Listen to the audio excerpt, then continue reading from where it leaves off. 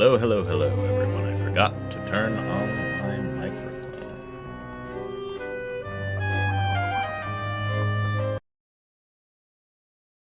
How is everyone this afternoon? Hope you are doing well. We are going back to Mask of the Rose today. I enjoyed the time that we spent with it last time. I like reading along with these things. I think this is a better sort of format for what I want to do. And so I hope you all enjoy it as well. Last time we got our first day at the what was it? The Bureau of Counting and Recounting, I believe, or the Ministry of Counting and Recounting. We went around, introduced ourselves to a fair few people on day one, took some census information, and then came back and immediately lost our job for having the audacity to tell our boss, Mr. Pages, that he was kind of a dick for his part in bringing London under the ground. And he took that personally. So, let's see where we're going from there. Let's see how we can scrounge by unemployed in a new London under the earth.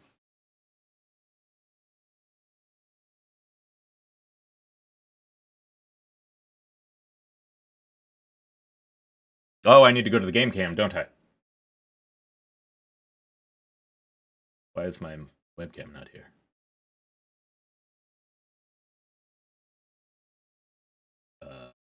Hold, please.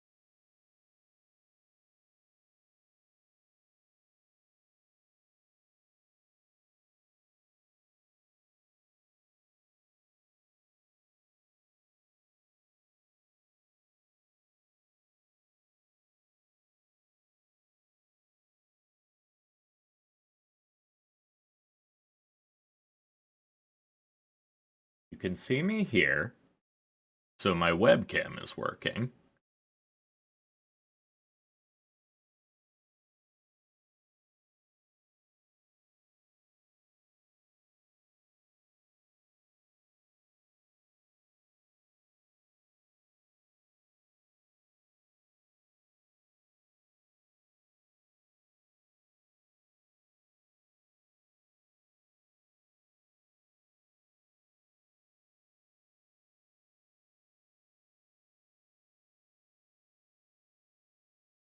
It's some kind of OBS issue with what it is recognizing. I think I'm back. I think I'm here. Problem solved. Okay. And I unmuted the game. There we go. Perfect. Okay. Last time... Oh, we also found our way to create stories, and it doesn't terribly matter whether they're true or not. And selling these stories to various people are ways that we can continue going forward. Well, I suppose it's time to go down to Stupper and confess that I've lost my job that my friend stuck her neck out trying to get for me. Because we determined that she's also in love with her boss. Oh, she's not here today. I thought I smelled a stew. The pot's on the table, Morgan. Sit where you like. Doesn't matter, it doesn't matter yet. I'll ask what's in it. What's in it? If you judge by the flavor, it'll be a chewy type of fish. Makes a change from mushrooms. That goes for you too, Miss Griselda. There's stew ready if you're hungry. Hey Grizz. I'll let her talk. Oh, maybe she's not talking about my problem yet. Maybe she hasn't heard. It's some sort of tentacle. From the Thames? Is it still the Thames? You went fishing? It was a gift from someone I treated for grat. The masters warned me against eating things from the river. I'm not sure it was the river he caught it from. Why? What did he tell you? He didn't tell me anything. Stop this conversation before I learn too much. No, let her speak. I need to know. He had the meat in a big bag. A very big bag, and stained dark. I made him swear it wasn't human before I'd take it. Judged by the fishy smell, it wasn't. There is a brief lull in the conversation. I'm not gonna leave a mess for Horatio. Why does this hat make me an asshole? I chew diligently. Dinner reaches an end. Well, we can review our day. Right, we still have to finish paying back rent. Archie wants theories about the... That's hat. Damn. That's good. That's good. Damn it. Scoop.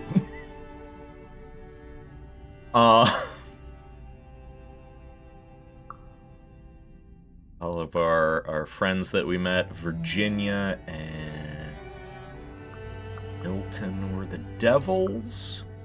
Rachel and David were the siblings that we met outside.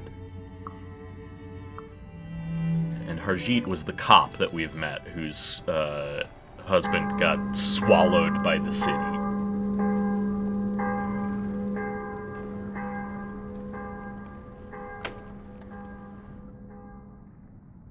My executive producer wants to file a complaint, apparently. He was yowling at me in the hallway, down under my desk now. He may make an appearance. Another morning, another newspaper. The headline today read, Marchioness accused of liaisons with squid-faced men. Rumors of octopod heir to the Marquisate. Marquisate? Ooh. Very difficult for pronunciation that I'm not familiar with. Marquisate. Well, I suppose before we try to figure out what we're going to be doing with our lives here, let's recall the past some more. In the fall of London, I reach out for another memory out of that jumbled grab bag. There are things I sometimes remember from that night that cannot have happened. Impossible things. If I concentrate, I can recall. I glimpsed something. Bit of mirror. In a mirror, I saw something that wasn't my reflection. A Mongolian woman. She sat at a desk in a flooding palace, and the milky water had come level with her knee. She wrote in haste. Her hands were gory with ink.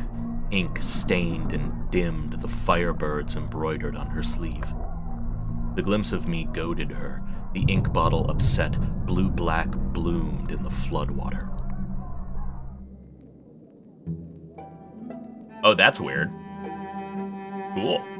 I know that there's one of the things that I'm deeply fascinated by, and that I really want to get to in some of the Fallen London stuff that I have, is I know that there's like a sort of, for lack of a better word, mirror universe on the other side of literal mirrors that overlaps with Dream and things like that. So I think they call it the parabola.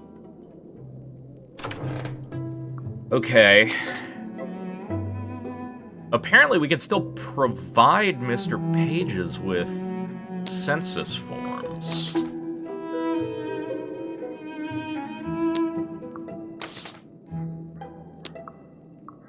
That's interesting. Did we simply lose our badge in the official presence of it? I'm gonna go try to talk to Mr. Pages and get my job back. Also because I just want to go talk to Mr. Pages. I consider the impression this will make on Mr. Pages. I'm gonna put on my rose. My fake rose. Still don't have anything for my face. Still only have the one hat. Still only have the one torso.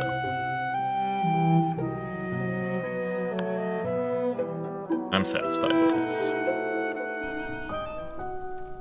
When I arrive, Mr. Pages raises its head and looks at me without saying anything. You are no longer a clerk of this ministry.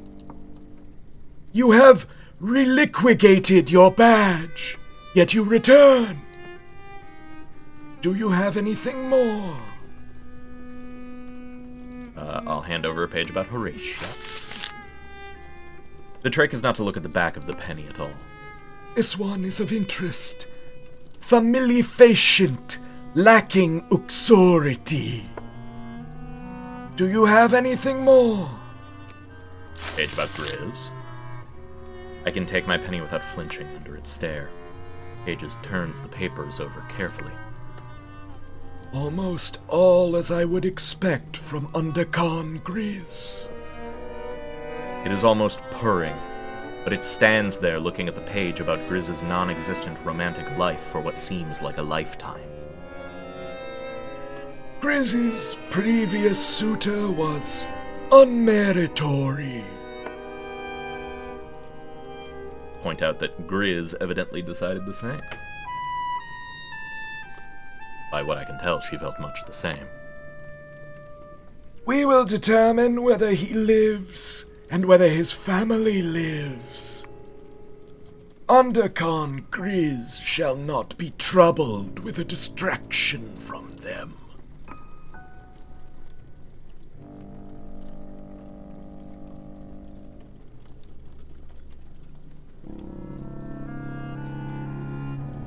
I am going to pretend that Pages had said nothing alarming. This is fine. This is all fine. Ah. Yes. Do you have anything more? Milton? I've gotten used to the transaction by now. There are 7 forms thus far. This should be commemorated. Grizz has suggestified that the agents of the ministry should appear respectable. Moreover, that black is a respectable color of clothing. I have obtained an article. It was not made with Mr. Vale's wares. I hope this will not give offense. Mr. Vales should not be given the measure of you. You got a black coat? Elf! Hello! Welcome in. A pleasure. I hope your stream went well. I was there for some of it. The Party of 10, welcome. Welcome in. We are playing Mask of the Rose, a visual novel set in the Fallen London universe. We're doing a read-along of it. I'm just reading it out and narrating it, practicing my narrations and going through. Tabby Tabby Poe, Bolete Tree Empress, Elfie, and her Aswang cultists have arrived. Welcome in, always. We got fired from our job last time, and we came back and turned in the work that we had already finished, and our boss, who may or may not still be our boss, has given us a lovely coat. Suitable for funeral processions and the attendance of graves. Wearing it makes me more conscious of grim truths, but also better able to lend comfort. This one is not a citizen of London. He will come from points west and is not capable of love. Do you have anything more? And over a page about Virginia as well. Page goes through the pages of this census with growing interest, studying some pages closely. Then suddenly it stops and throws the sheaf on its desk. She is known to us. She is not from the 5th city at all, nor even the 1st. Hell exchanged its leaders late in the 4th city. We were otherwise occupied. We are unfamiliar with the newcomers. We surmise she is ambitious or in exilement. That is enough of my official duties for the moment. That's not it. Enough of our conversation. Be gone. I say farewell to Mr. Pages. Mr. Pages does not reply at all. It is at times difficult to tell whether Mr. Pages is intentionally ill-mannered or merely has no interest in discovering what the proper etiquette might be. The hallways outside are hushed, except that if I listen closely, there is a sound like something walking with an uneven gait. Its shoes, or perhaps its toenails, click on a polished floor. Judging by the clock, I can afford another errand today. I'm gonna take out my sailor boy outfit and put on my lovely coat. Wow, this outfit looks awful. Perfect. I look like a absolute lunatic.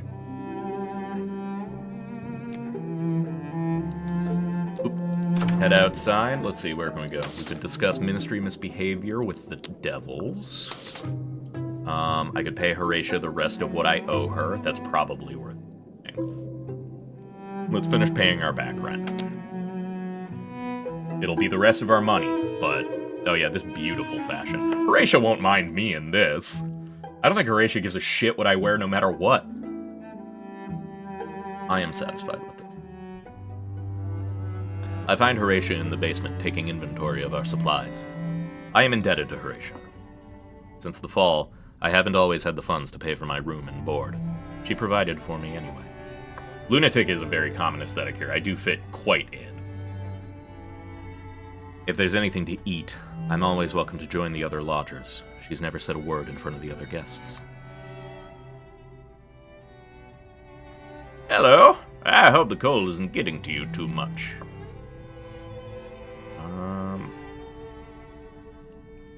I'm gonna mention the mysterious behavior of the upper echelons. I don't need to talk about the weird shit that I saw in a mirror while London was falling through the earth.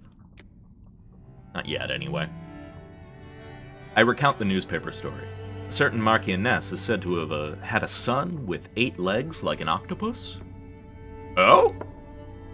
The boy was born a little prematurely, but creatures of the sea, may not have so long a gestational period. I make the story as engaging as I can, plenty of detail and a fair sprinkling of dramatic pauses.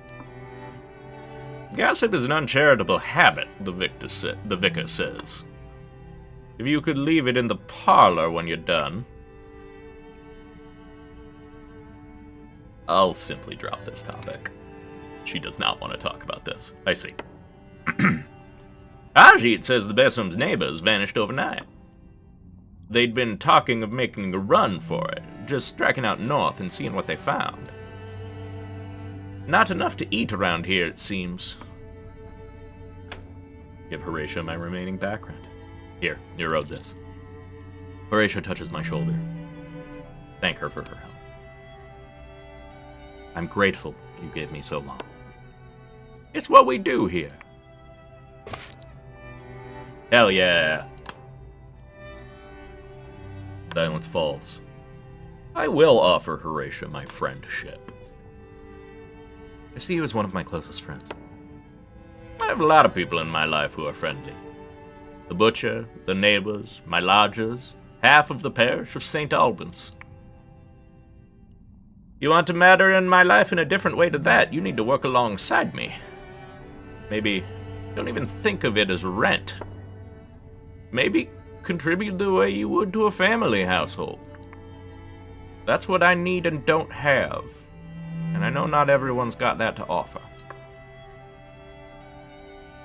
I will apologize for my history and promise to. I took... Advantage isn't the right word, but she helped me for 260 days while I was getting my shit together. I haven't always done that, I know. I know some people need looking after, and I don't hold that against them. And for a while, you weren't ready to look after yourself after the fall. That's okay. We all had a bad time. Then I'd like to be friends. She offers me a handshake. I will shake her hand. I take her hand. It's a firm grip, a promise to look at me, and a pledge to hold my own promise. It's 5 coins in, 1870s London time. Whatever that translates to. Who knows? Inflation's a bitch. I best go tidy the parlor.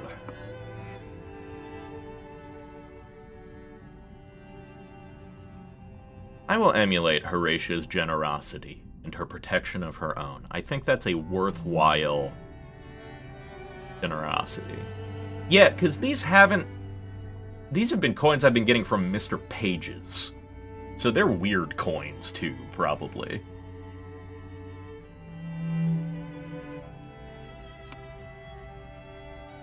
She protects her own.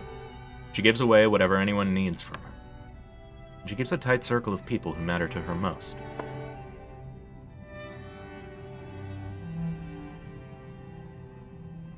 While it is what I want to be myself, in terms of a game focus, I'm not sure I'm ready to dedicate myself wholly to something like that right now. Then again, maybe I am. Yeah, this is what I want to be myself. Don't stare, it gives me the fidgets. Let's be a good person. Sort of. Down to supper. Eat up, Archie.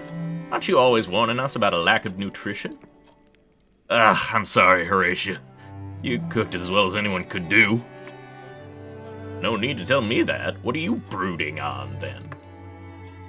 It's thinking on my mother.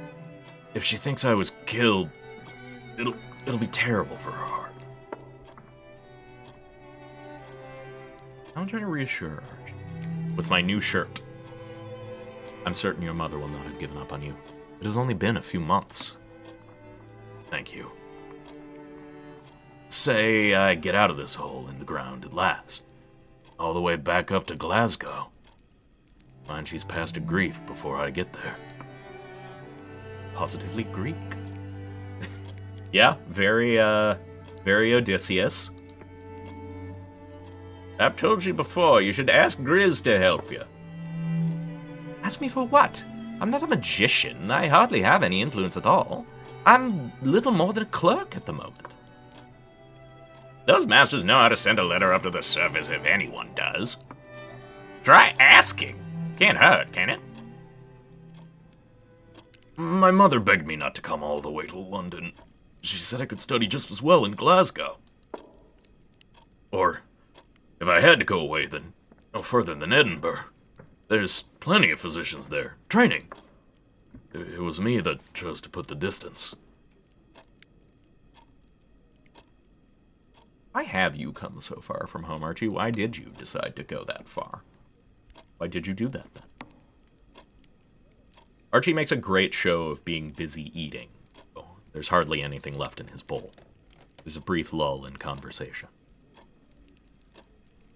I'll make sure to help clear the dishes after eating. When the meal is over, I give Horatia a hand clearing up. Good of you, my friend. We don't need to review the day. We didn't really do much.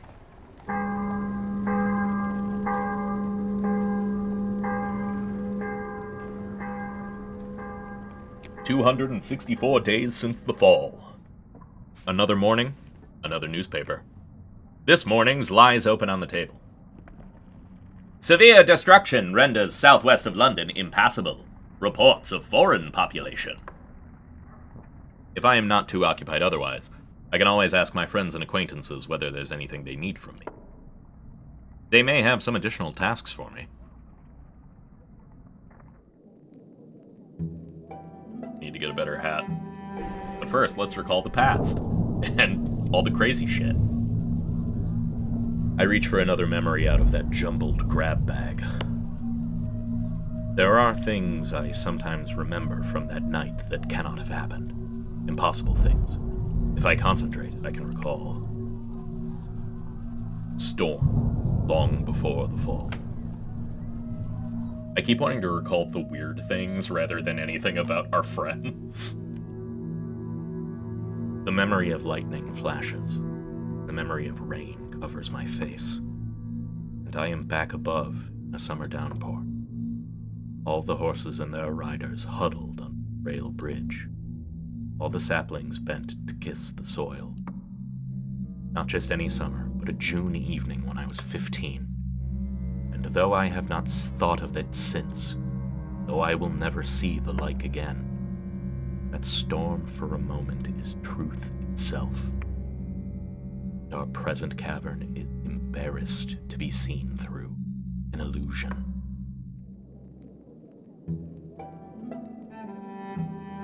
Yeah, same.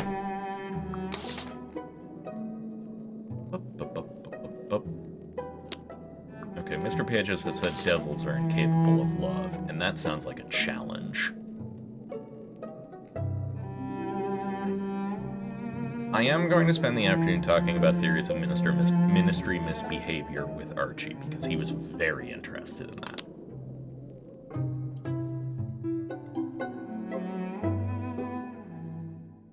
I consider what impressions. Again, I don't have that many other clothes. I also do want to note for the Raiders, if you guys are still hanging around or anything, I know this can be hard to jump into a visual novel partway through it. I do upload all of these VODs to my YouTube channel. You can find a link below if you ever want to come check those out as well. Either catch up or just watch it on your own time. That's always an option.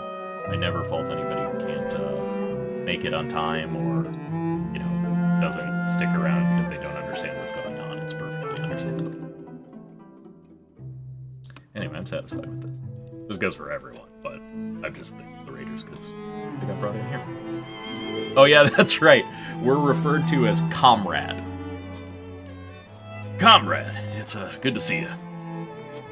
Or Comrade Morgan.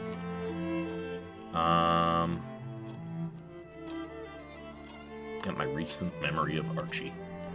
I was thinking recently of how studious you were before the fall. Always reading about poisons and drugs. No harm in that. It's a medical question. I wasn't at Chapman's very long before. I've not lost a patient today.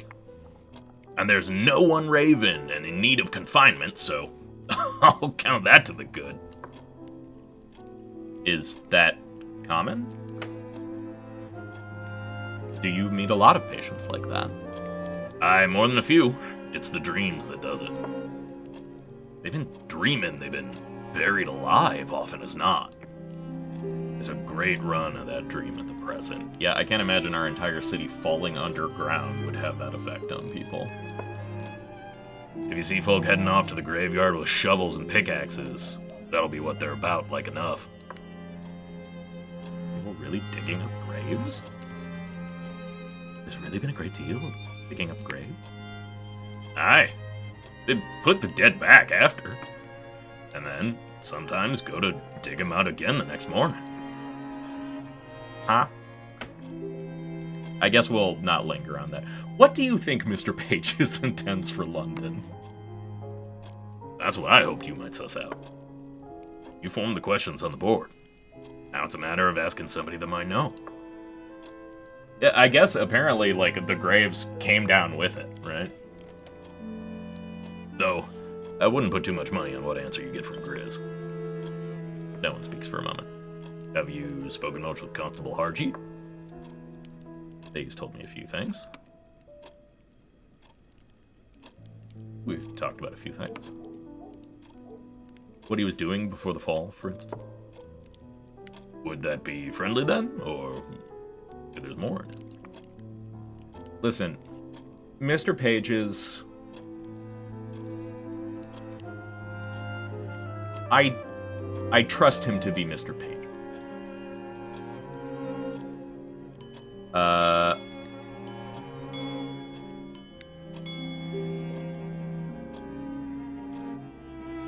Yeah. Everyone who sort of presents as just a pair of glowing eyes out of a huge robe, always a good guy. Every time. I'm not interested in Harjeet, honestly. I respect Harjeet as much as I can respect a cop. But he seems to have his own shit going on right now, so... Harjeet is not for me, I think. If we ever got back to the surface, I'd bring Harjeet to Glasgow. Or Might be that's a fool tote. I like to think on it, though. Note that there are stranger pairings in the Neath. Such things are not unknown down here. Ugh, goodness!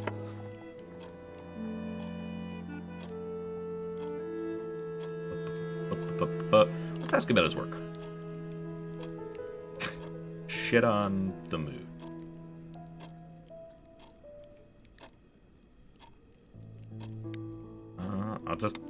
I know what you do. You're a doctor. It's something I've been longing to ask, and I simply haven't been able to find the moment.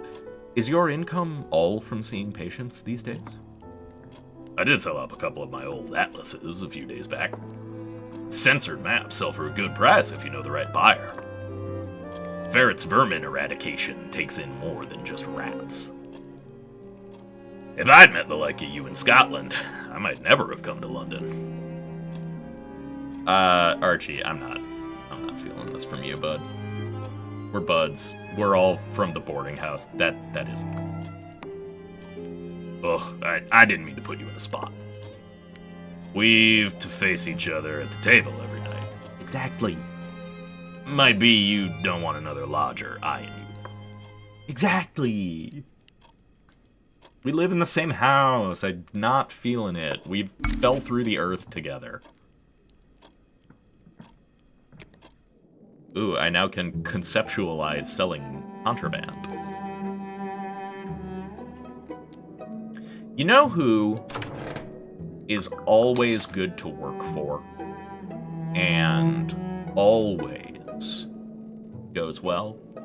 Doing jobs for devils. So let's see whether Milton needs anything. Listen, what I'm saying is... I don't know. I'm just not feeling it. We fell through the earth together. That's the big one.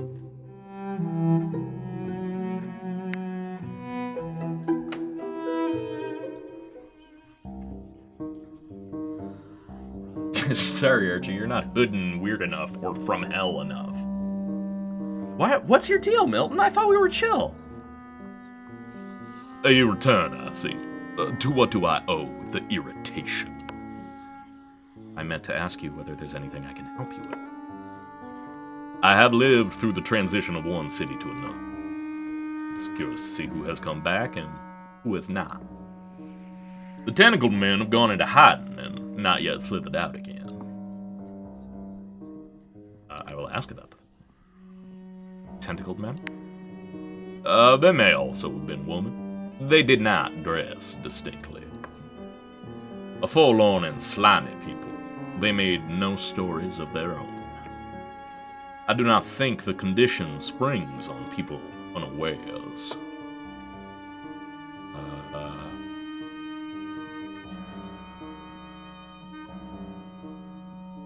Lament for the tribulations of these unhappy people.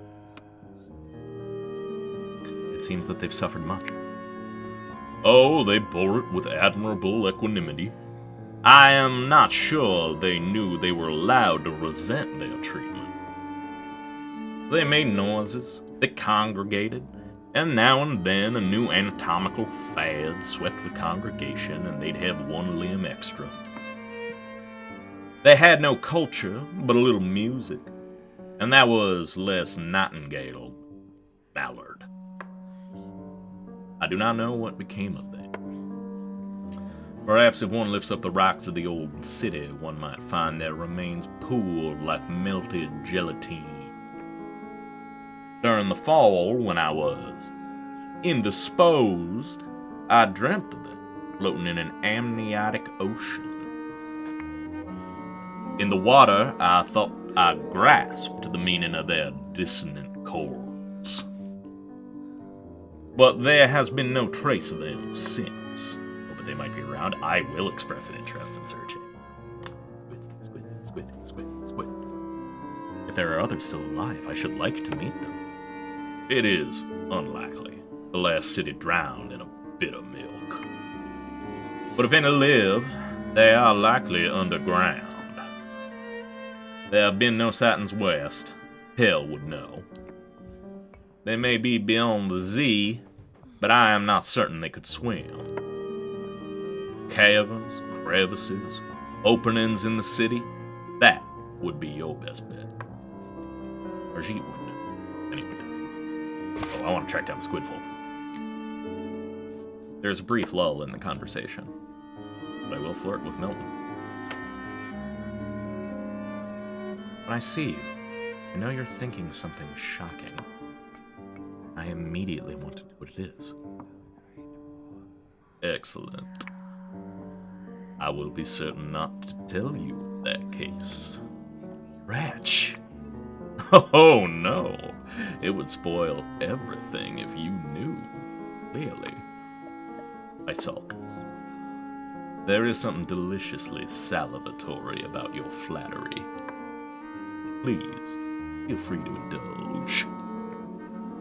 The conversation waits on Milton. London is so small, I feel sure we'll meet again, Morgan. It's getting late, so I'm headed back home. Beneath London is a new circle. Even further underground. Go down to supper. Oh. A weird priest. Reverend Withenwick, a pleasure to see you. Are you well?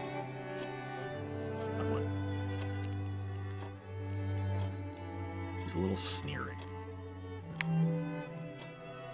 Theophilus? Oh, Captain Father Pizza Ball is back. He was a bald priest, wasn't he? In tolerable health, I'm glad to say, Miss Chapman. And you? I think I am not acquainted with all of your lodgers.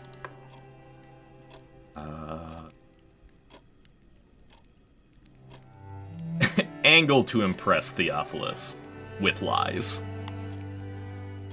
Morgan. Theophilus Witherwick. It's a Yorkshire name.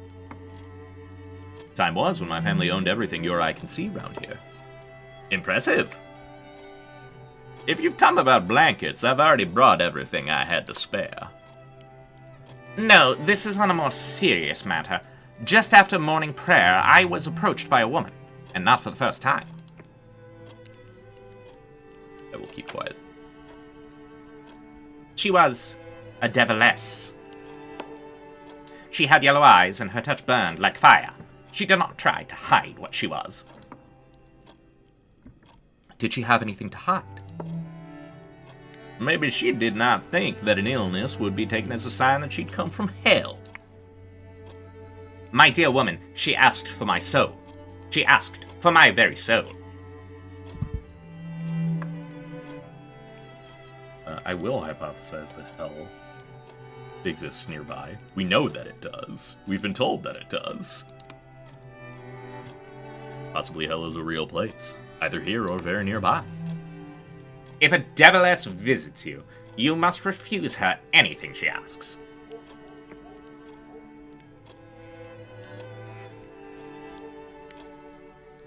I still don't understand, my dear Reverend Withenwick, what she could possibly do. Surely our souls don't get handed on like calling cards.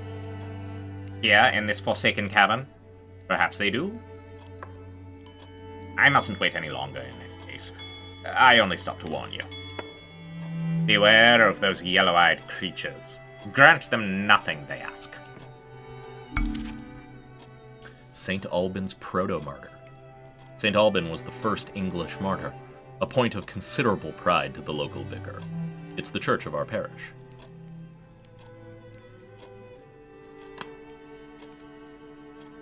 See you later, Scoop. Thanks for dropping by.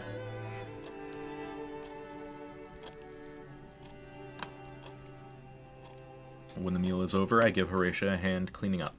Good of you, friend.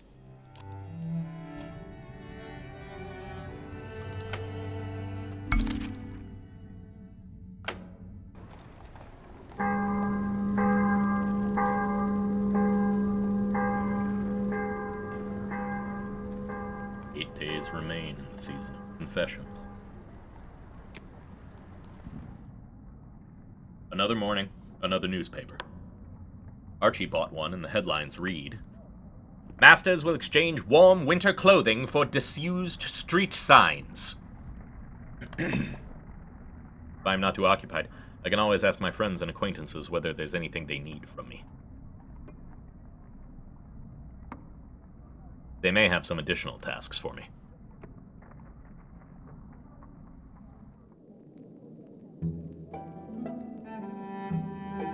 But first, let's recall the past again. I reach out for another memory of that jumbled grab bag. There are things I sometimes remember from that night that cannot have happened. Impossible things. If I concentrate, I can recall. After the fall, failing to heal. There were days when I couldn't leave my room, and I couldn't also think of anything that had happened, or anything that was going to happen. At most, I could bring myself to remember the previous day, pulling it into my mind from a single detail. Hand over hand, hour over hour, like holding up a giant's comforter when it has slipped off the bed.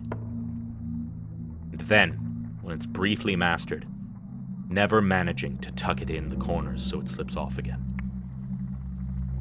Unmarked, forgettable time which has ceased to be part of my life as soon as I had lived it. I go about now and my days are better, but what was wrong does not come right. A wound that does not close as lips that do not close when they have something still to say.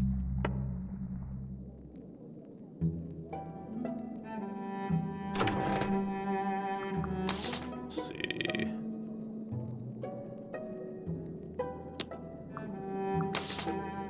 I'm gonna go talk to Harjeet and see if I can get him to tell me about squids.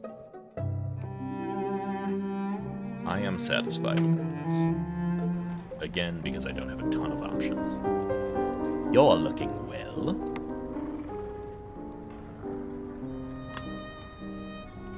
I recount the newspaper story. The masters are selling winter clothing in exchange for street signs? Oh? Summer clothing will no longer be needed in the Neath. I make the story as engaging as I can. Plenty of detail and a fair sprinkling of dramatic pauses. When I took up my post, I spent some time trying to locate a commanding officer. After some confusion, I was told that the most applicable personage was taking a tour of the stalactite prisons of the starved men. I did not make further inquiries.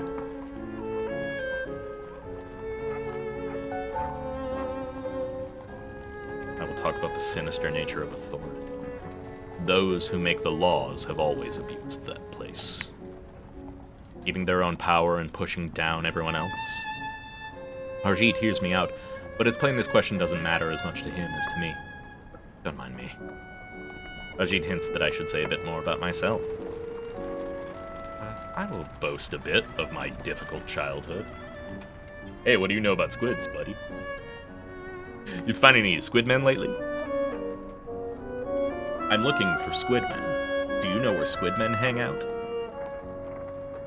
I sketch in a little of my family history, the shabby housing of my birth, and my father and uncle working at the docks, the smells and sounds that surrounded me growing up. I retell the stories, almost too extreme to be believed, of wrecks and disasters, and foolish lying captains who put to sea in vessels that weren't seaworthy. We do not talk about the darker portions of that past. The ocean is gone now.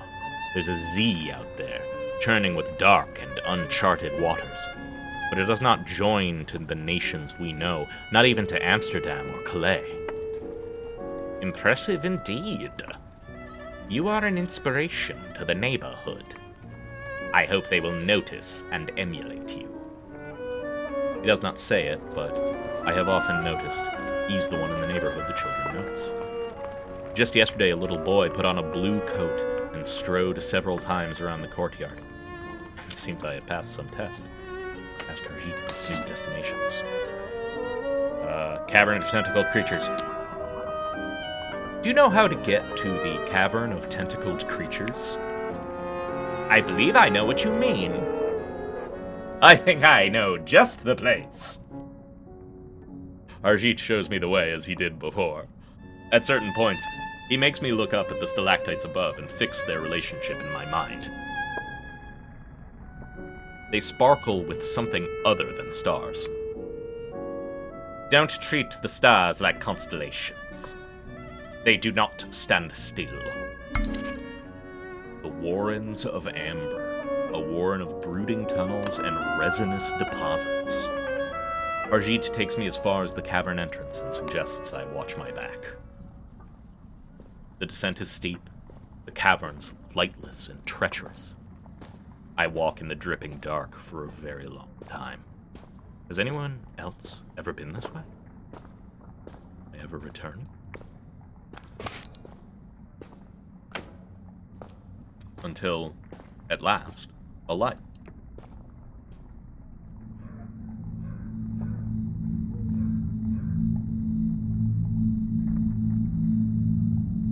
Oh, I have no idea what's... What are you doing down here? Crashing about in the dark like an escaped sorrow spider. My friend and I heard you from miles below. The sound was vexing him. And, more importantly, vexing me.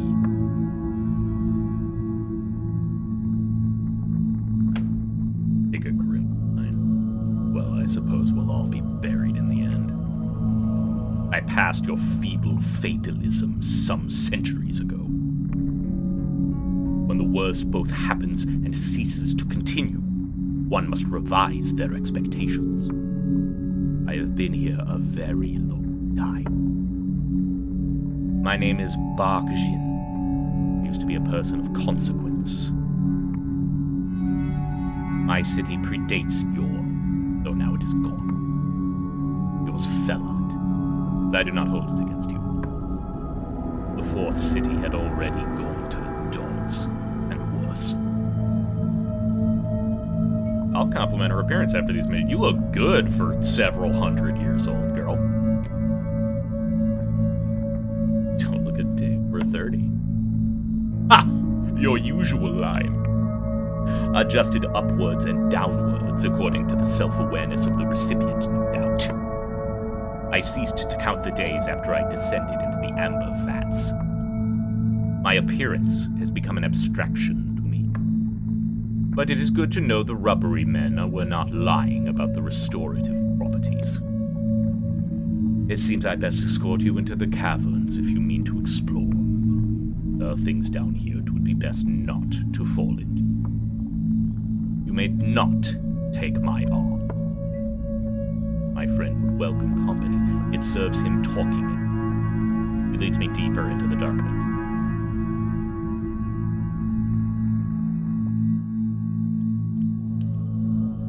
I have been watching your city for some time. I have made a few trips to the market above and bartered for what I could with what little we have. I have observed that the Londoners are an excitable. I'm hoping we see them soon, but they are squid men. It is in the spirit that I warn you not to be alarmed at the appearance of my friend. Cannot help it. I assume he is the tentacle people mentioned. He possess many tentacles. Oh! You are unusually informed. I assume something else survived then. The Khans, of course. Or the yellow-eyed enemies. Too much to be hoped they all died. Under her breath. It sounds like savory. He is of that people, though people barely describes them. His people are from far away or long ago. They emerged centuries ago in these caves. I do not know how deep their roots run. They do not resemble us. They do not think like us. They do not act like us. But they do not mean to harm us. It is not far now. My understanding of the rubbery men is that they're just weird squid people who can't talk and have a penchant for being able to, like... If you're familiar with the Semiche from Vampire the Masquerade, they can, like...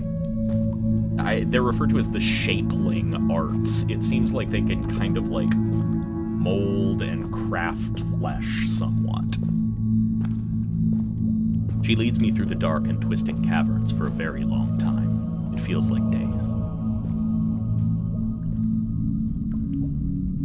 Hopefully we'll see one in a moment. Oh yeah, here we go. This is a rubbery man.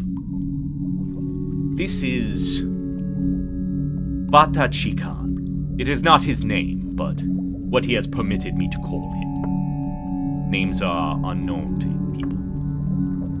He is a man of surpassing flexibility. Perhaps rubbery man is a more suitable translation. Though of course he is not a man, but he has insisted on the masculine. Yeah, they are very Octodad coded. I have not wished to dispute this. I will express delight at Batachikan's betentacled appearance. What a handsome fellow.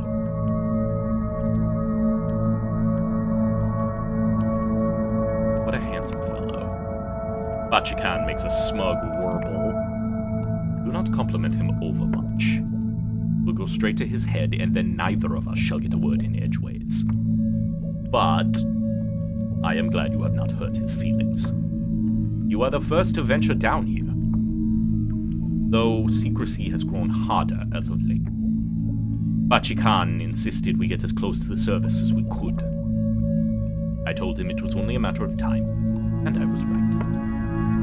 Batachikan makes a series of plangent honks.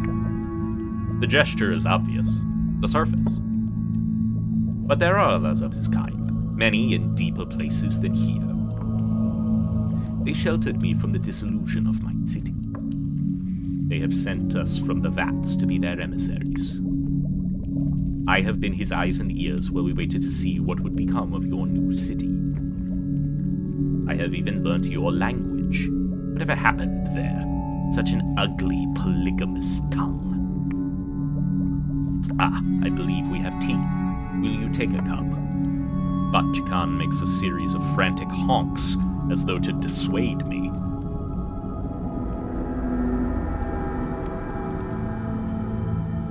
I'm gonna trust Batachikan and refuse the offer. I couldn't possibly. How disappointing. Is there an error in how I make it?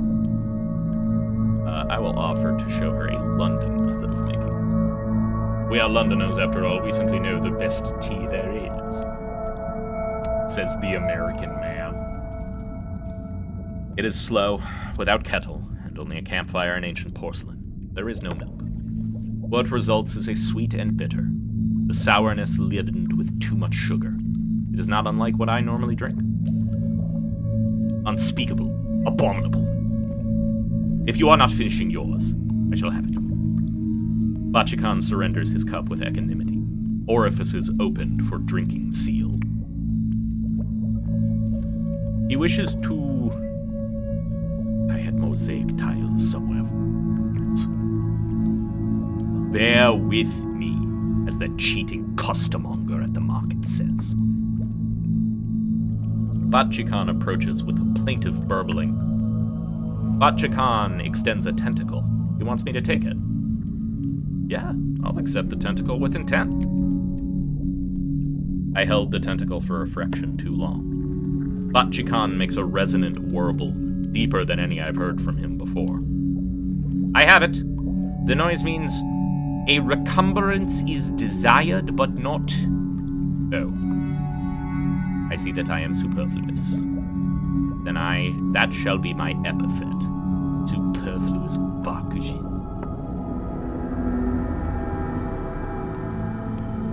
Bakujin is still for a moment, then she rolls her eyes. Very well. I do recall this one. Accept the apology. Batachikan makes a plangent noise like a duck being deflated. I think this indicates contentment. This is followed by a series of trilling ululations.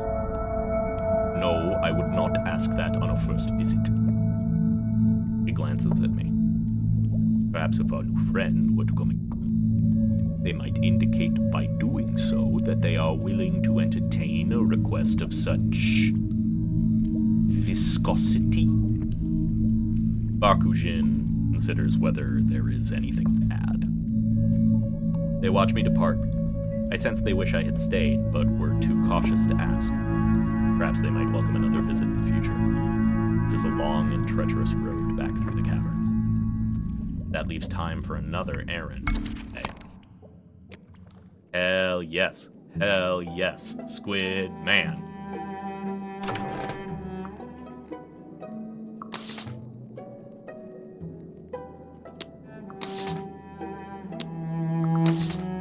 Ask Harjit to show me a route. Or I could go see if the other devil. Let's go talk to the horrible devil, the one who's less fun. See if she needs anything done.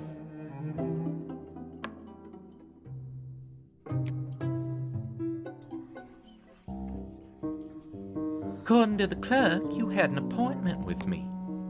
No appointment was on. Yeah, I think me and the Octoman hit it off really well. I think he and I are going good together. Bakujin and Bachkan. We're gonna be besties. Or more. No appointment was on the schedule this morning. I will ignore the rebuke. I don't reply. This conversation may go better if I don't start on the back foot. I meant to ask you whether there's anything I can help you with. For a moment, nobody says anything. I suppose you must have met with Mr. Pages and visited the ministry. While you were there, did you happen to see any of its maps and charts?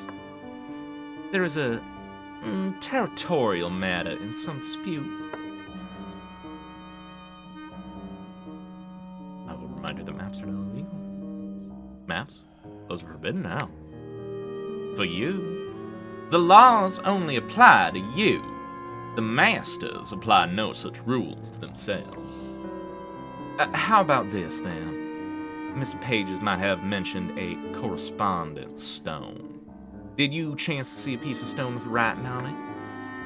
Writing that perhaps made your eyes water and your hair prickle as though your scalp were about to catch fire? Admit that I did see that. I did see that, yes. Your Page's desk. Magnificent. How large would you say it was? Did it appear too hot to touch? Did the air ripple? Would you say that it was well guarded? Are there any mirrors in the room where it is kept? Did any other masters supervise it, or only Mr. Pages? I answer a few of her questions, but there are so many, and some are so strange, that it is many minutes before we're done with the topic. I do not think I have told her everything she wants to know, but it's more than she expected from me. Hell rewards services rendered. Wait here. She goes to the cupboard and produces an ingot of brass. When I touch it, I draw back in surprise. It's not so warm that it burns, but it's not comfortable to hold for long in bare fingers. There is a law above that all things must grow cold in time. This is Hell's reply. Is it getting hotter? No, but it will never go cold either. Theophilus would get use out of this, but perhaps only if he had no idea where it came from. So might Horatio, for that matter. For a moment, no one speaks. I ask about your work. I don't get the vibe that you have any interest in me whatsoever. But I would like to have a cordial relationship with Virginia. I can do business with the devils, and pleasure with the rubbery men. What sort of business is typically done here? Diplomacy, commerce, gathering of information.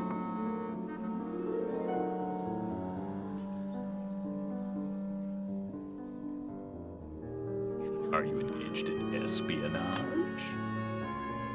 Information? Are you in the nature of a spy? Let's say no.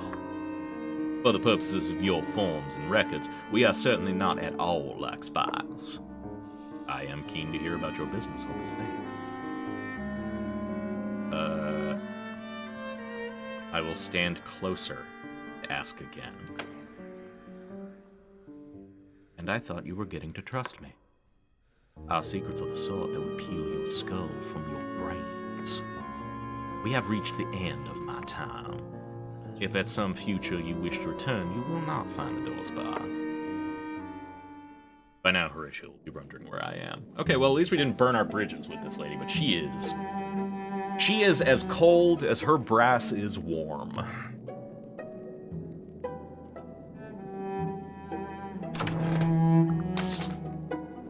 I like that I have to click head outside to go downstairs. I don't know if that actually means that I do have to go outside to go downstairs. Maybe there's only... Riz brought home some extra supplies today. I was able to do almost something that... I was able to do something that almost resembled cooking. I will compliment Horatia's hard work. Suppers are always delicious. You're very welcome. Flattery should be persuasive. They're always as delicious as possible in the circumstances. Exactly. And we have better circumstances today. Chrono Trigger and Hollow... I can kind of see what you mean by that, yeah. I can understand why Hollow Knight would actually be, because they're both, like, very underground is kind of the themes that they're trying to evoke, for sure. So I can see why there would be some overlap in that regard, at least. As always, we do the dishes. He always says the same thing when we do, it seems, but...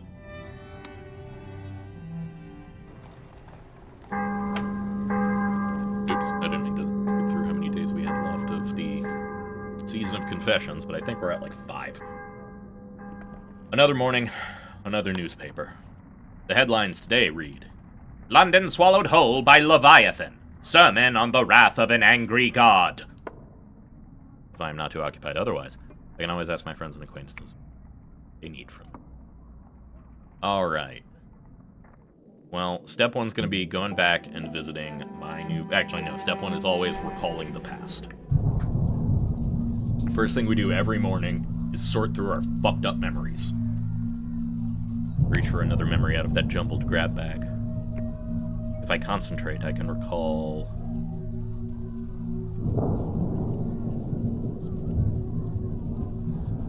Harjeet checked on us that night. That day, when the sun had gone red, even though it wasn't yet time for sunset, Harjeet knocked on the servant's door. He was carrying a lantern. All's well in this house? Any wounded?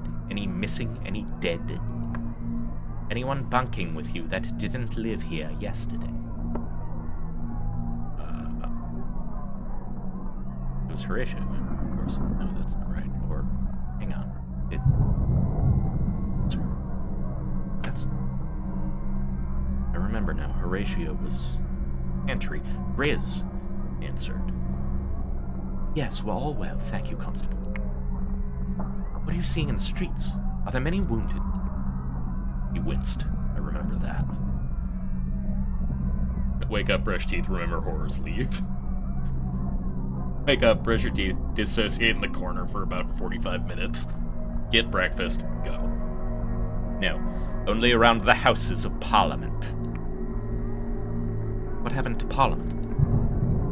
Man, that can't be right. We didn't hear about Grizz's uncle and the fate of the parliamentarians that night. Evening felt even more frightening. No, we were glad when he... Perhaps I will find more elsewhere. I don't know what he was looking for, but I had the notion I didn't want him finding it here. I assume in retrospect, probably looking for a husband.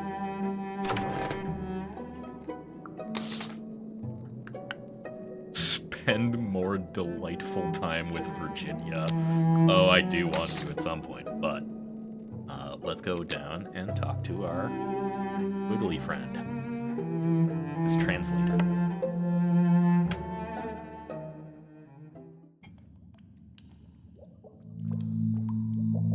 Ah, you decided to come back.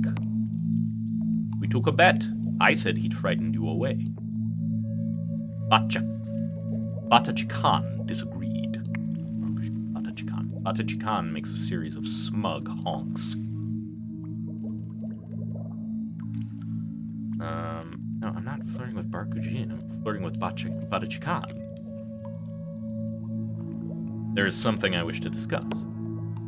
I meant to ask you whether there's anything I can help you in. Batachikan hoots appreciatively and produces a piece of slate. Another tentacle holds a piece of chalk. Barkujin reluctantly takes the chalk slate while Batachikan gestures. The slate reads, Greeblings! A pause, scribbling. Many Greeblings! There is further scribbling. Conveyance of many Greeblings. Today, requested friend partner enemy Barkujin essence gather. Commerce barter merchant dreams trade coin want. Insisted. He means the market. Requested perpetuate commingling. There is further frantic scribbling. Admixture essences require proceed commercially become. The chalk snaps. Oh, for the sake of heavens, I told you this would happen. And it took me days to scrimp up enough to let the wretched woman consider letting me have it.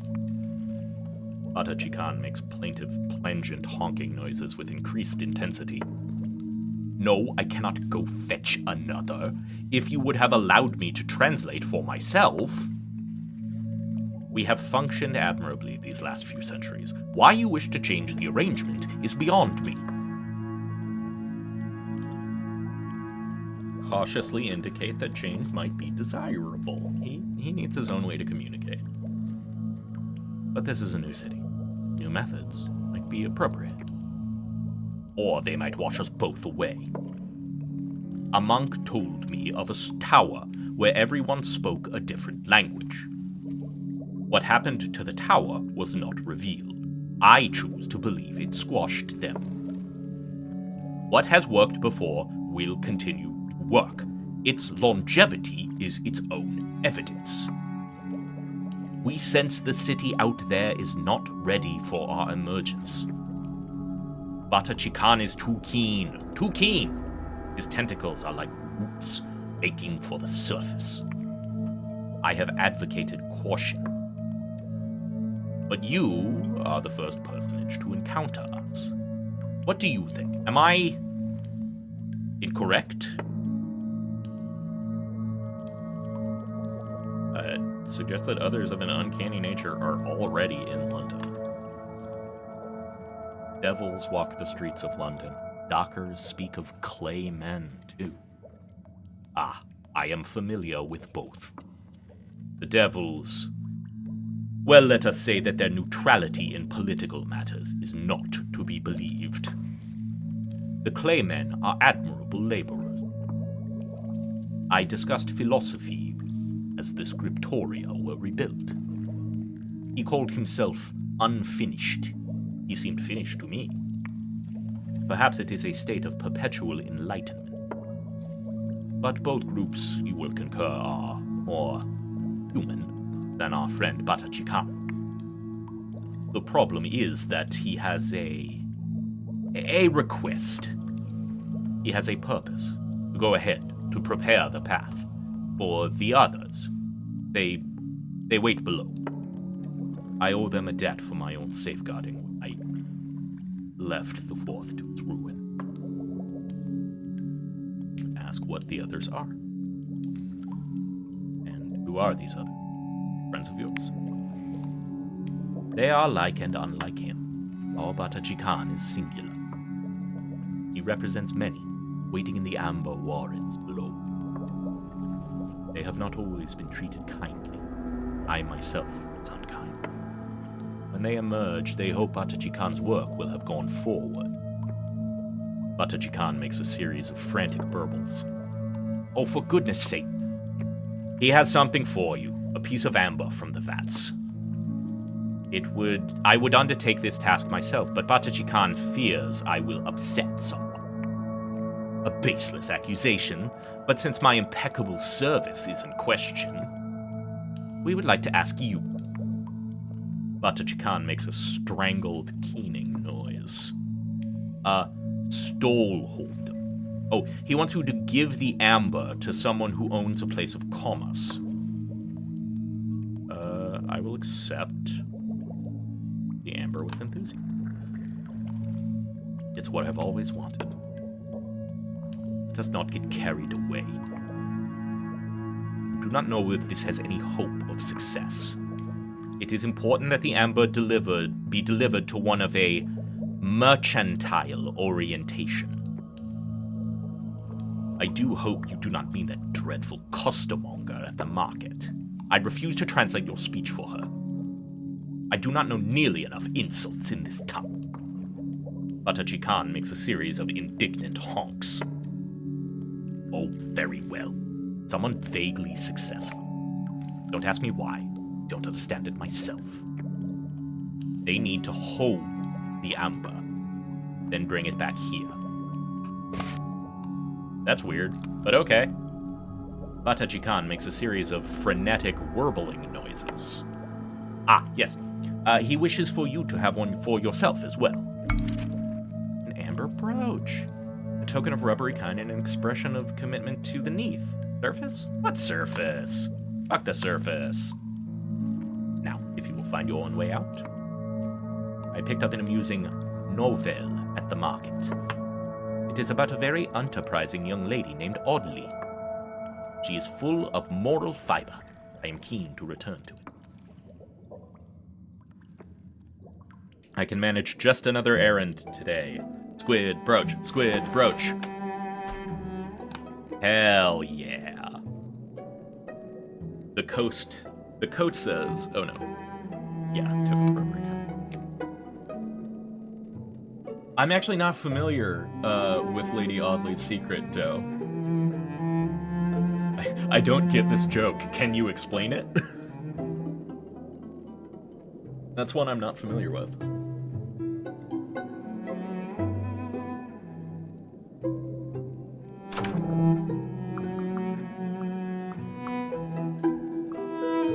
I gotta talk to her. She just show me a way to the market.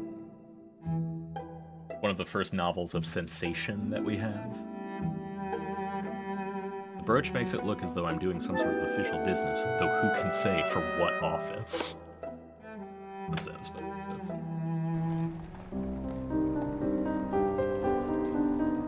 It involves the accidental bigamy plotline that comes up a lot in sensational novels. But she's a woman of such moral fiber. You're looking well. The amber brooch suggests I'm here on someone's business, even if it doesn't say whose.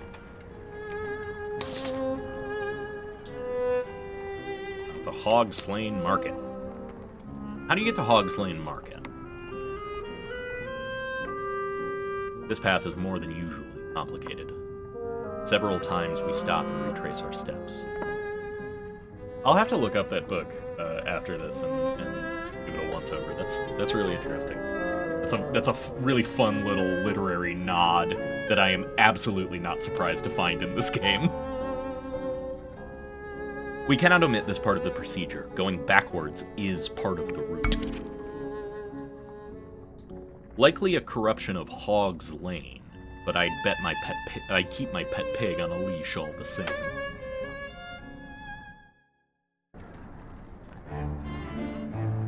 What are you up to then? In the market for new clothes? Sure.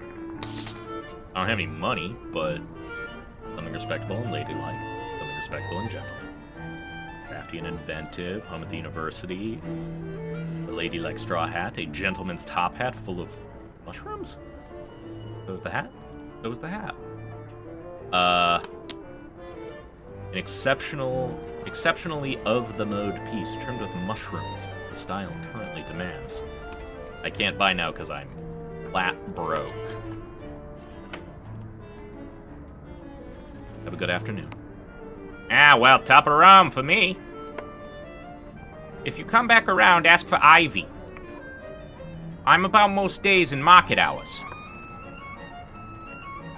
My opinion remains to be seen. I know nothing about this woman. I shake my head to clear it. The ruminations are all this is. It was. Time to go home.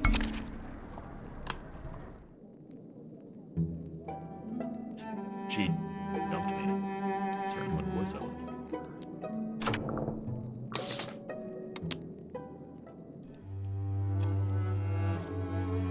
I suppose you've heard the news. Haven't. Which news is that? The Masters have received word from the surface. The rest of the world is still there. The remains of England, France, all the rest as it was. Only London was abstracted. There are crates and crates of mail from the world above. They're going out to London now as we speak. I meant on the Masters controlling this access. It would be the Masters and no one else who control the way back. I don't know what you think that signifies. The Masters are the ones who know the most about what's going on. You love the establishment, don't you, Grizz? Archie, did you hear? I did at that! So it's true? I mean, to get the seat on the next mail coach that goes above. I'm not sure that the mail came by coach, and it certainly did not come by train. Well, however it came, I mean to get back that road.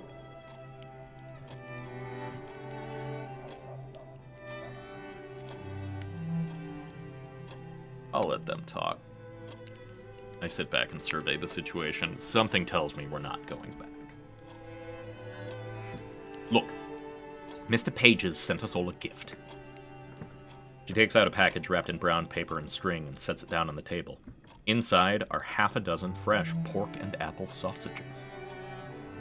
Better than Christmas, love. Thank you, Mr. Pages, for us.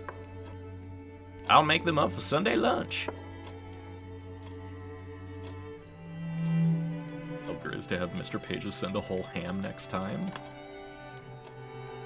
Next time, have Mr. Pages send us a ham. It is Mr. Hartz who will govern the importation and distribution of meats. Oh, aye, is there Mr. Diamonds and a Mr. Spades as well? No, Mr. Stone sees to precious gems. As for gardening implements, I doubt there's much coal in. How many masters are there, then? I have only seen the census pages for a few of them. When I try to count, I always lose my place and have to start again. I dare say that is just my nerves. I don't think Mr. Pages would like find me looking through that file. I'll tell Horatio what I found in the Amber Warrens. I explain my expedition to the caves near the bazaar looking for men with tentacles. Horatio has taken quite an interest lately in the less human things down here. Full of undulating wigglies ready to undermine London cellars? Horrible tentacles oozing forth to pull us from our beds? No, nothing like that. Oh? I will tell the truth. I met a rubbery man. I explain about Barkajin and Batachikan. I suppose it stands to reason we're not the first down here. Can't just be devils and masters and what have you, but ordinary sorts too. I hope to bring my new boyfriend back for you to meet soon. He is a rubbery man.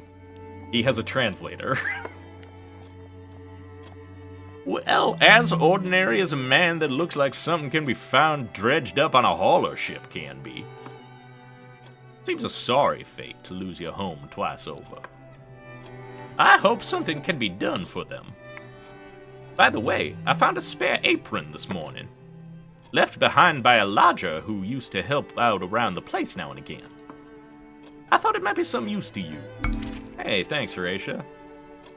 The apron speaks to a shopkeeper's life. Helpful, cooperative, with a gift for invention and a true appreciation of craft. Again, I am no hurry to change what we are now. If I say I only have platonic, will it stop asking me these questions, I wonder? Probably. We'll do that next time. I don't want to court Horatio. Not on this run. Host a visitor before bed. Who's coming to talk? Barkujin. In the parlor, on the way up for bed, I find an unexpected guest. How many centuries? You're looking well for it, I must say. I slept through a significant amount of it. And I'm told resin is an excellent preservative. Well, not every day I meet someone from Mongolia, let alone also being over 100 years old. I wonder if she's the one I saw in the reflection of the mirror. Would make sense. Or just someone from the fourth city, presumably they were Mongolian. Not that I mean many people these days. But I'm glad that you're not involved in the business of the basement. Cellars are best for wine and arak, not connected by doors. I shall bear this in mind. I'll leave you two to it. So this is where you live. The decor is noisy. I feel the ache of a head coming on.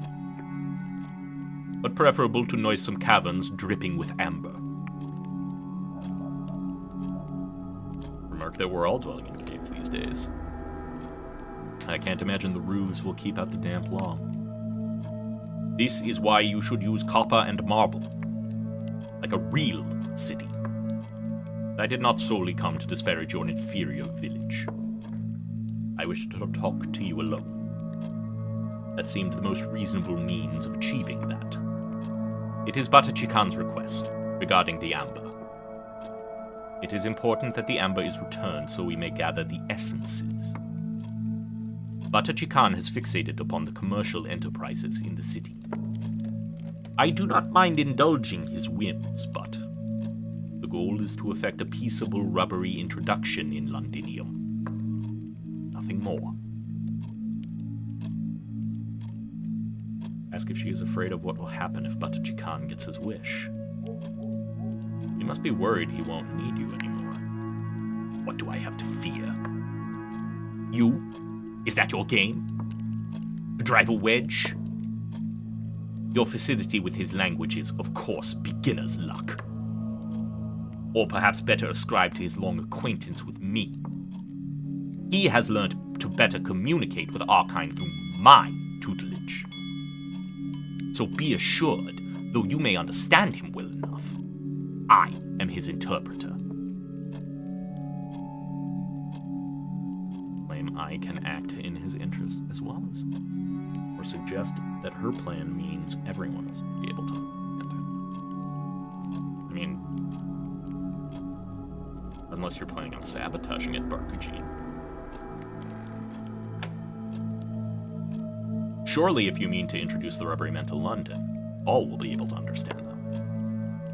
You do not know the others. You barely know him. He is of a kin with them, but I think he learns faster. The others have slumbered too long, built too attuned to those that dwell even deeper. They will need guidance, molding, help. That is why he went first. And me to guide him, of course. So on his shoulders, this enterprise rests. I apologize if I am abrupt with you. I barely know you. Your acquaintance has not made me desire to know you better. Thus far. Perhaps if you show us you can be trusted with this matter of the amber, then we may have more faith in one another. And I shall feel less of a need to protect my... Well, I shall intrude no further. Good day. Do you have a thing for Batachikan, Barkujin? Are we gonna have to compete for his affections?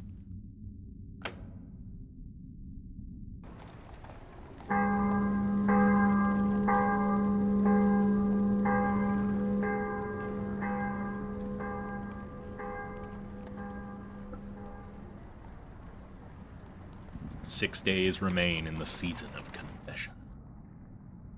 For once, I know just what I'll see in the paper. Contact achieved with the surface of the Earth. Travel possible via Z route. Mail collected from above. It goes on and on like this. I spend a good part of the morning devouring the pages. There are hardly any pictures. Too early for illustrations. Nonetheless, the paper's correspondents paint a vivid picture of the perilous travel back to the environs of Italy.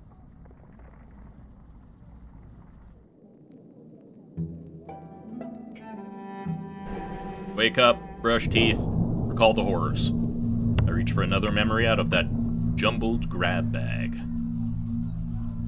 Horatia and Grizz talked while the sun didn't rise.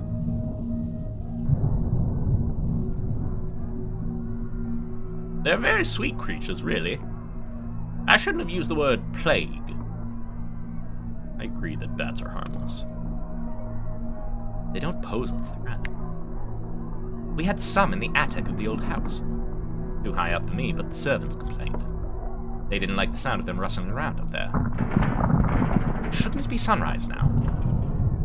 The clock fell off the shelf. I don't know what time it is.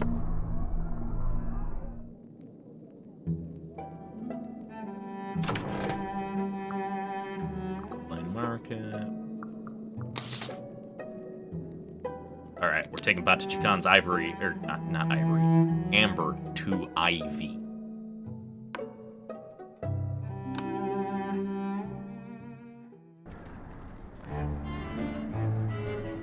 Hello!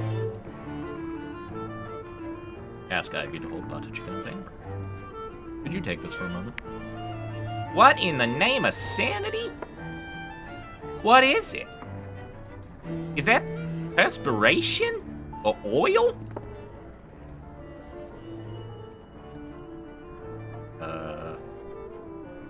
Touch it. Why? You afraid? Big chicken? Huh? I fear very little aside from bad hygiene. The ruin of my profession. And it looks like it wants to be held. That's good enough for me, demanding a little thing.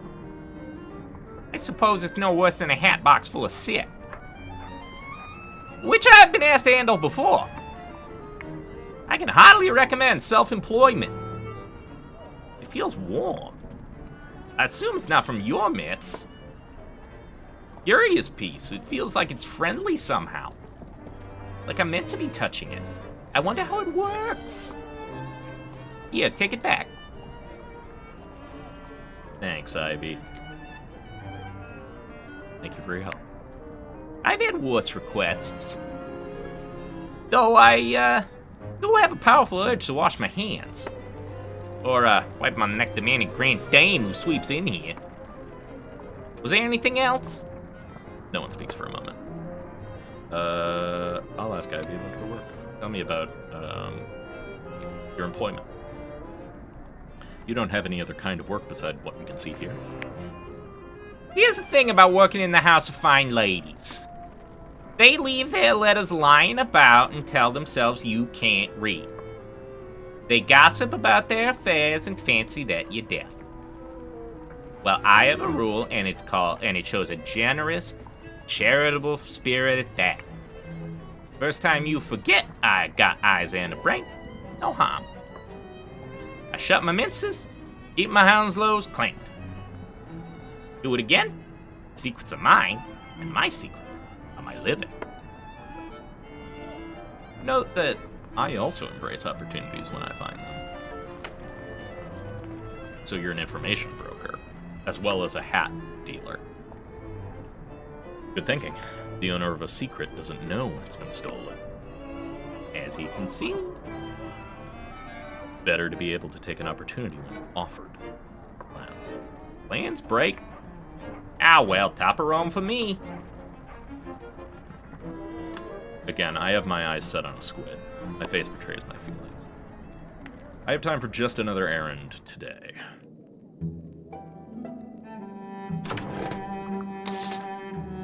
Y'all know where we're going.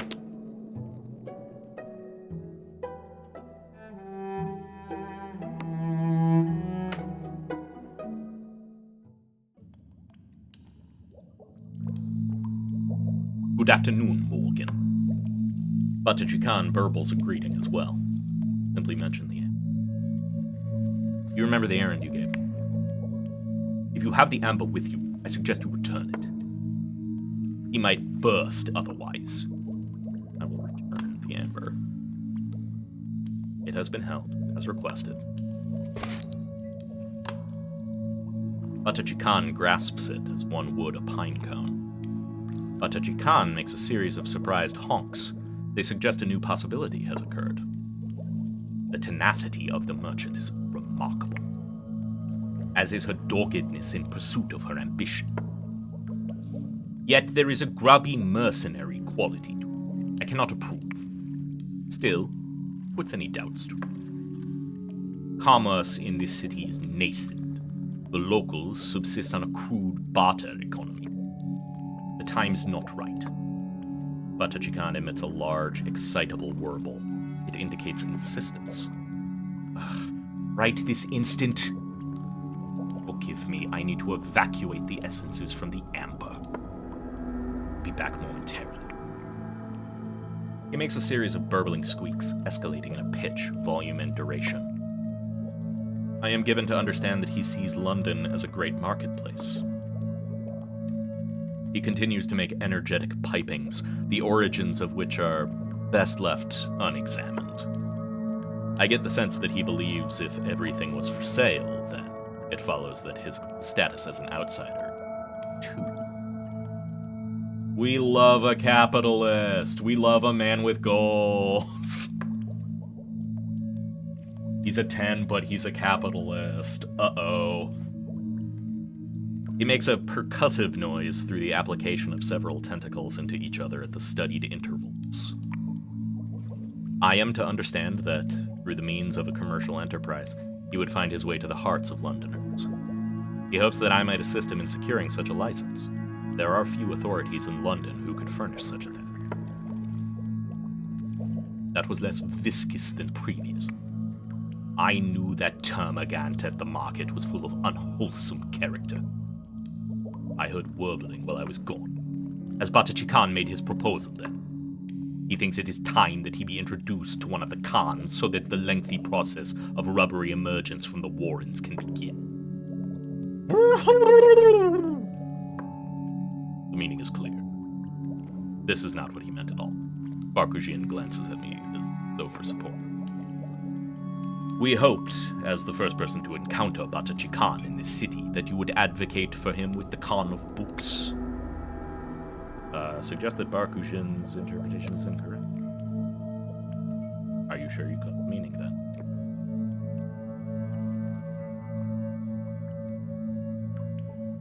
I like getting increasingly closer to people and asking them again.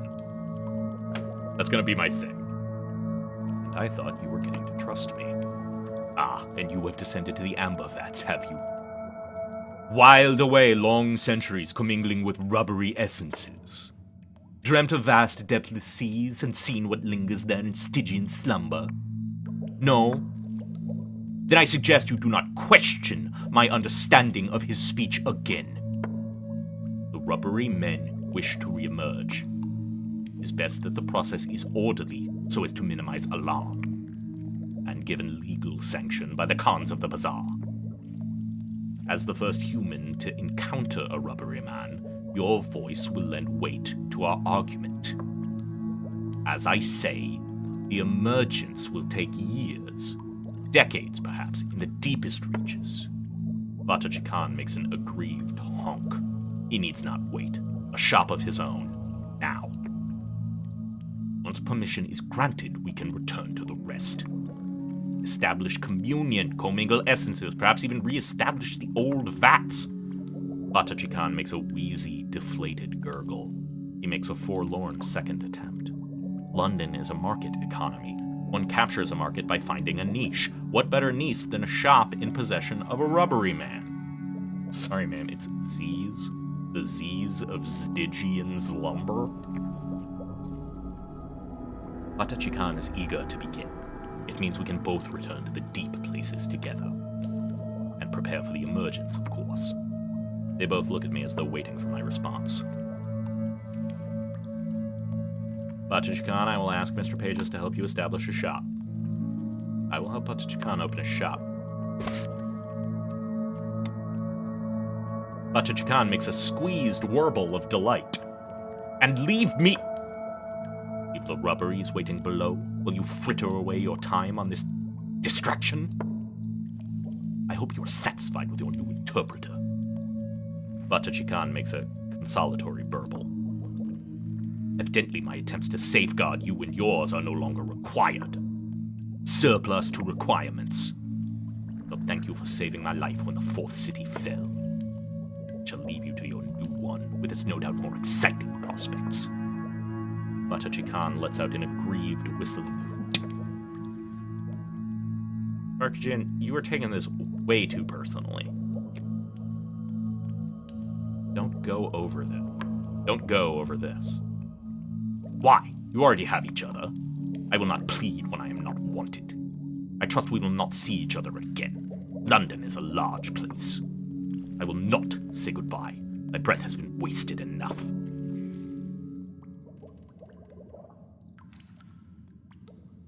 Horatio will be setting out the food now. Sorry, Barkujin, but you had a very clear agenda on what you wanted the rubberies to be. And that's not the best for my new boyfriend. It started snowing outside. It isn't ordinary snow. Something has gone very badly at the ministry. Mr. Pages took away a great supply of our papers, together with many of the books and novels that had assembled. All of them taken to the bazaar in wheelbarrows, so many that it attracted quite a crowd. I thought those were for his personal collection. No, he was planning to take them to the bazaar. It didn't go well. And that seemed to concern him even more. He said London might not last long in snow. Don't worry, Mr. Pages is easily agitated. I don't think that means we are safe. Riz shakes her head. Mr. Pages has a very lively fear of what may happen next, and I cannot put this out of my head. Silence falls. Help clear the dishes, be a decent person. Straight to bed. So that we can wake up and remember the horrors. 5 days remain in the season of confession. Another morning, another newspaper. Theological concerns within the Anglican Communion prompt formation of new synod. Friends need help. Remember the horrors.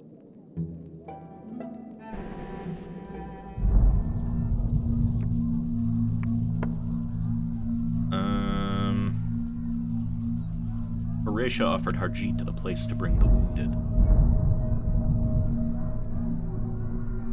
If you find anyone wounded out there that needs looking after, If they are safe to move, I'll bring them here. But ma'am, there might not be anyone. If no one is hurt, all the better. Most of them I find are dead, ma'am. One young man was crushed by a beam across the middle.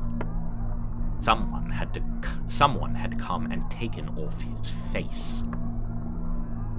Taking it off? Beam cuts. But they waited until he was dead. Horrifying. Someone stole his face. It was Nicolas Cage. Back to the Warrens. Back to the Warrens. Take Buttigieg to meet Mr. Pages. Mr. Pages doesn't like me very much, but Buttigieg is charming. Buttigieg burbles a greeting. Buttigieg wiggles his tentacles with nervous anticipation. Ask Buttigieg if he's ready to meet Mr. Pages. Are you ready to meet Mr. Pages? Buttigieg makes a lonely warble. I think he misses Barkugin's constant presence.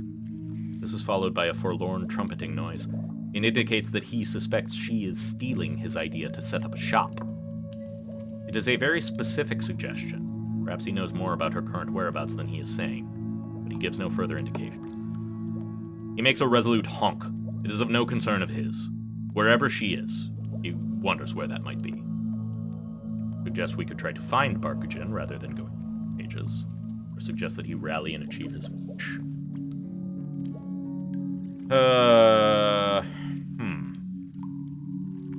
Tougher decision. Because he's clearly upset about the Barkujin thing. But he also really does want to set up this shop thing. Let's set up your store first, start your small business. We can go find Barkujin after if we need to. Mr. Pages is not known for an excess of patience. A brave little warble follows. Batachikan is as ready as he'll ever be. Hang on.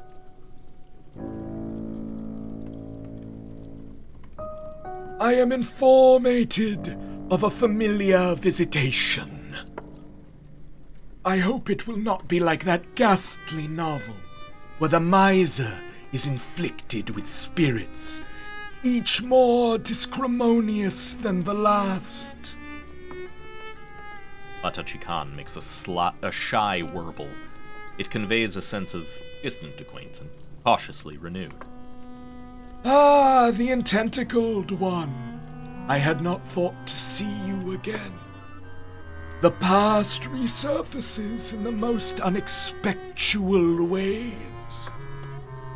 I hope the stitchments of past and presence will not cause undue ruptitudes. I will remind Mr. Pages of the plight of the rubbery men. I believe they were not treated well in the last city. Not the very worst.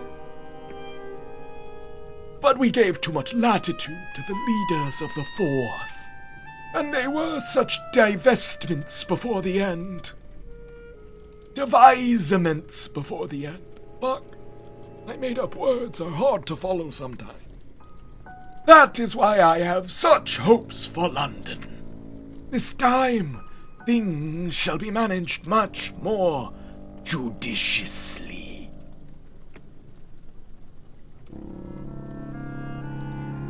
Judiciously. I thought I had read that wrong. Batachikan gestures wildly, and many orifices produce plangent warbles. The cacophony is loud, but the sense is clear. Batachikan requests not an introduction, but a license. The warbling continues. A magisterial racophony. I only wish I could understand it. The desire takes shape in oozing syllables. Commerce, a license to trade. A shop of its own, to trade from. The warbling ceases, but Batachikan gives you an expectant look. You must interpolate for me. Make a translation. I'll do my best. Batachikan makes a worried warble. Batachikan makes a second hooting attempt, ending with a defiant Uthatharu. He is insistent that he requires a place of business from which to engage in the chief activity of London. That is, commerce. Pages looks at me, awaiting elucidation. I am talking to the two weirdest freaks in London right now, I think. At least, they're pretty high up there. I would like to translate accurately.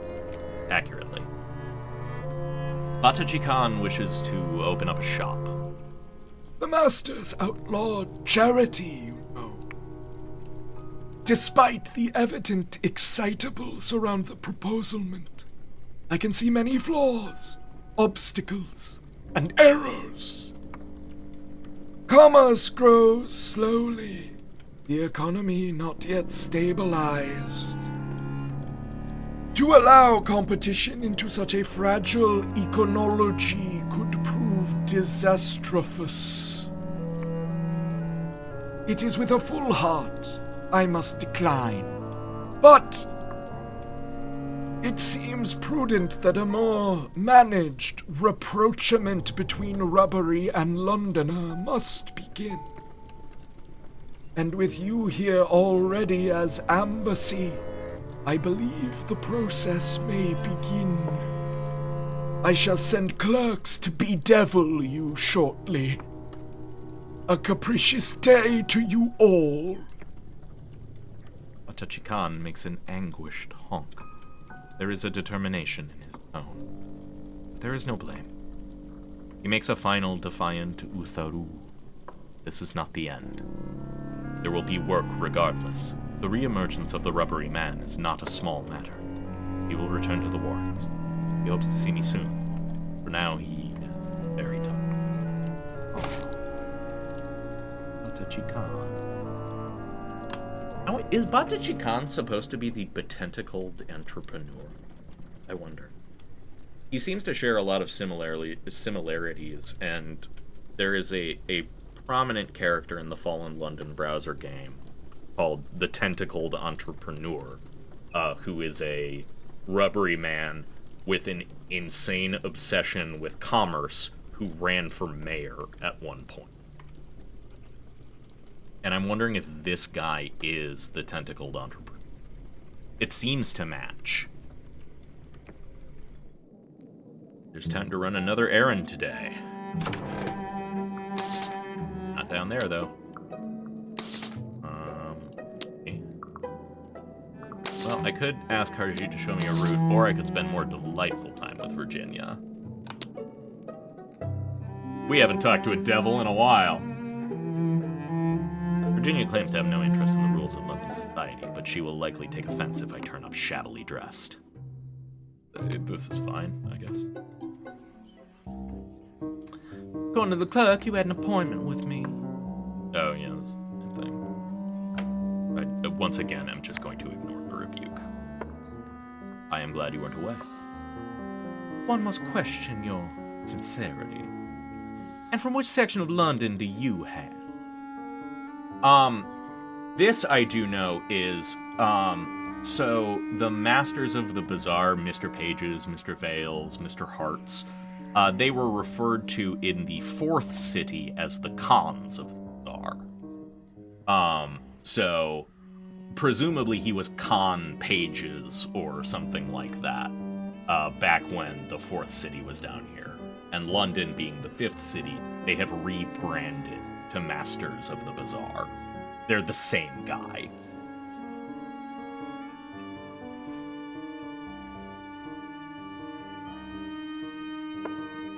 Are you worker or drone? I will boast of my difficult childhood. I describe my family history as I've done before. I retell the stories, almost too extreme to be believed, of wrecks and disaster, and foolish lying captains who put to sea in vessels that weren't seaworthy.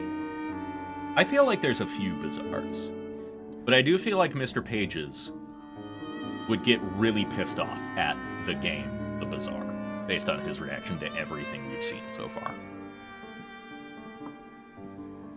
We do not talk about the darker portions of that past. Virginia radiates incredulity. A chilling view into what the typical Londoner considers meritorious. Pray don't ever boast in that fashion again.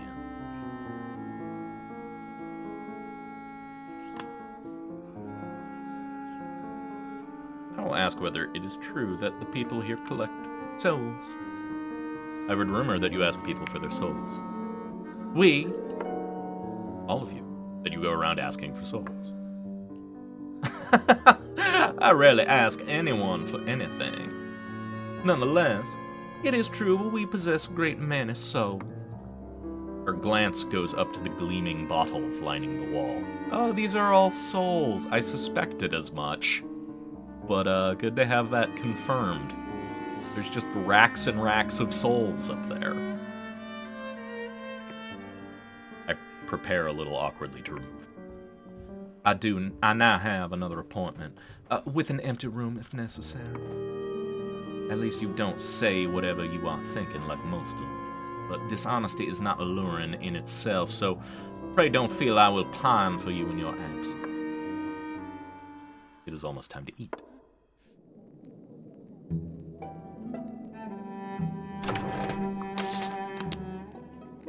I want to invite Badachi Khan to supper. Horatia arrives late to supper. What's on your boots, Horatia? Looks like milk and it smells like a sewer. Don't go into the basement.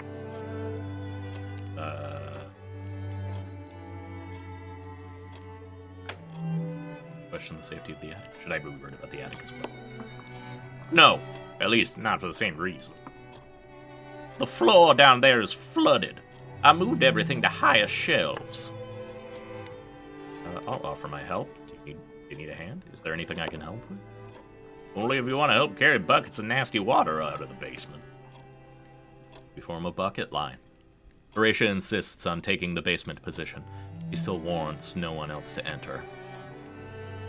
But I stand on the stairs and take buckets from her and carry them out to the gutter. They do not smell like ordinary water. My eyes burn. Horatia doesn't say much, but I can see I'm in her good books. Hell yeah. Oops. I like that I still have this quest to make a story for Archie, but I've decided to just go all in on helping Patachikan open a store.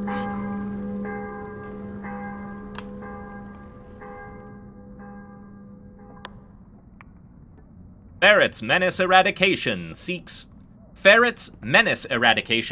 reliable employees unafraid of rats. The Thames is just straight up draining out into our basement. That's why it's filthy and disgusting.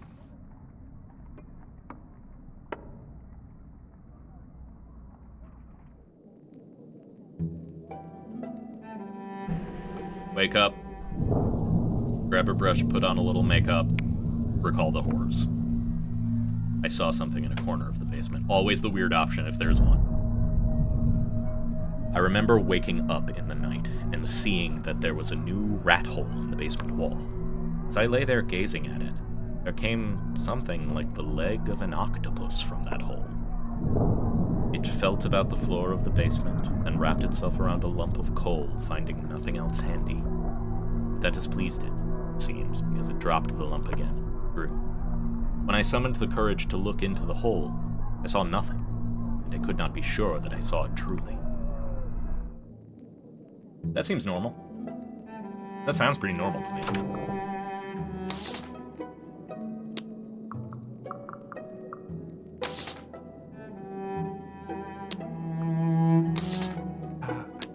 He's not here. Ratio needs anything. I can't go talk to my squid boyfriend. He's not available right now. Oh. Alright, well, let's go have Harjeet open up a new part of London.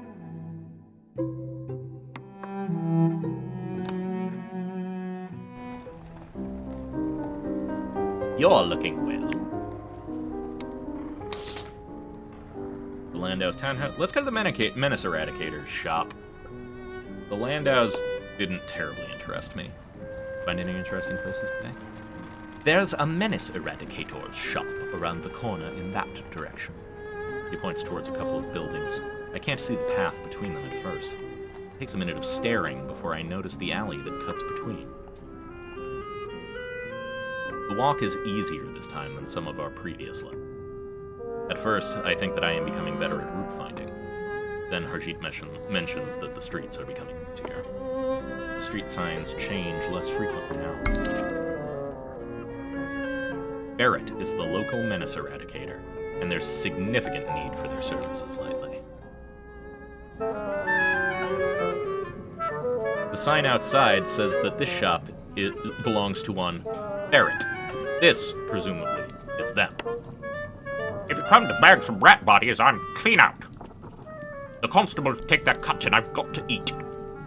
But if you come back another time, I might have some of them. They're the one not running around. They're the one thing not running out around. God. Really nearing the end of the stream because I'm tripping over my tongue repeatedly. But if you come back another time, I might have some then. They're the one thing not running out around here. Nice. I drew out a personal connection, given that my family was dock workers. They go by Morgan. Barrett. But you could see that at the shop window.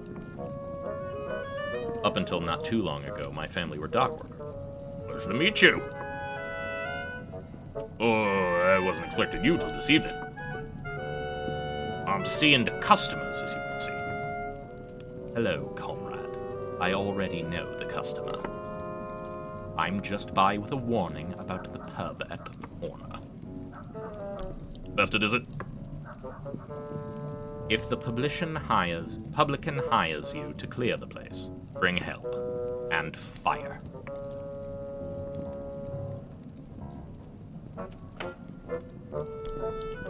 Well, I think that I should consider whether there's more to know about Harjeet. He has his own purpose walking the streets. Perhaps it's worth discovering how he spends his time. that'll be spiders.